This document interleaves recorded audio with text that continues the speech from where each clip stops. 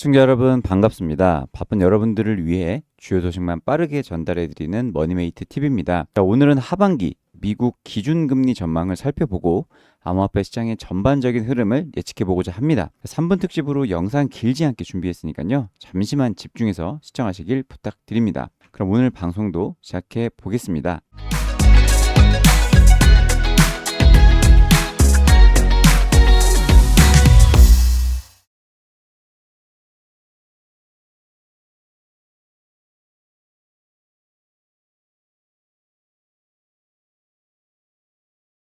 지난 9월 FOMC 회의를 지켜보면서 밤을 꼬박 새웠던 적이 있었습니다. 결과는 시장 예상대로 0.25% 금리 인하가 결정되었고요.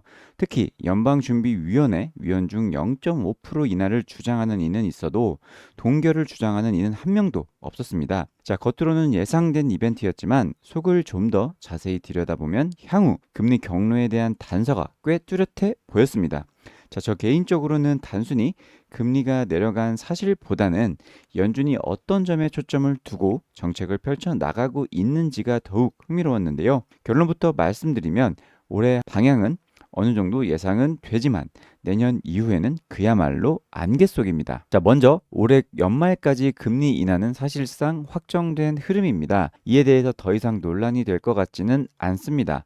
왜냐하면 이번 FOMC 회의에서 동결을 주장한 위원이 단 한 명도 없었기 때문입니다. 오히려 B컷을 주장한 위원은 있었죠. 이 모습은 연준 내부에서도 긴축 가능성이 완전히 사라졌음을 보여주기 때문에 연내 최소 한 차례에서 두 차례 금리 인하는 기정사실화됐다고 보는 것이 합리적인 해석일 것입니다. 실제로 채권 시장은 이 장단기 금리 스프레드가 다시 벌어졌고 주식시장은 약보합에 그쳤지만 기대감을 흡수한 모습입니다. 따라서 저 또한 올해 속도보다는 이 타이밍 문제라는 확신을 가지게 되었고요. 하지만 내년으로 시선을 옮기면 이야기가 좀 달라집니다. 점도표가 인하 경로를 제시하기는 했지만 파월 의장은 고용과 인플레이션 물가 상황을 지켜보면서 유연하게 대응하겠다고 강조했습니다. 따라서 올해는 확실이지만 내년은 변동 가능성이 있다라는 메시지로 해석이 됩니다. 지금까지는 실업률이 낮게 유지가 되었지만 신규 고용 증가세가 둔화되는 조짐이 나타나고 있죠. 만약에 이런 흐름이 이어진다면 더 빠른 금리 인하 압력이 생길 것이고요.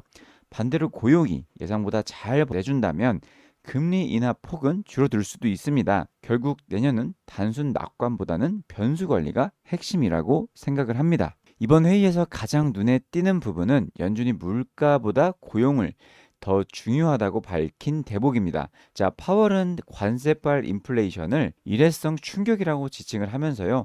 물가 압력보다는 이 고용 둔화를 더 주의 깊게 보겠다고 했습니다. 즉 물가가 안정권에 들어서고 고용마저 둔화가 된다면 연준은 이 금리 인하 명분을 충분히 확보하게 되는 셈입니다. 실제로 최근 지표들을 보면 물가보다 고용이 이 금리 인하의 열쇠가 될 가능성이 매우 커 보입니다. 즉 앞으로 이 금리 인하 여부는 고용 지표의 방향성에 달려 있다는 것입니다. 정리를 하면 이번 9월 FOMC 회의가 준 가장 큰 메시지는 정책 전환이 현실화됐다는 점입니다. 그리고 금리가 내려가면 가장 먼저 반응하는 건 유동성에 민감한 가상자산이 될 것입니다. 저 역시 금리 인하 사이클이 이어진다면 가상자산, 특히 알트코인들의 성장의 기회가 열릴 것이라고 보고 있습니다.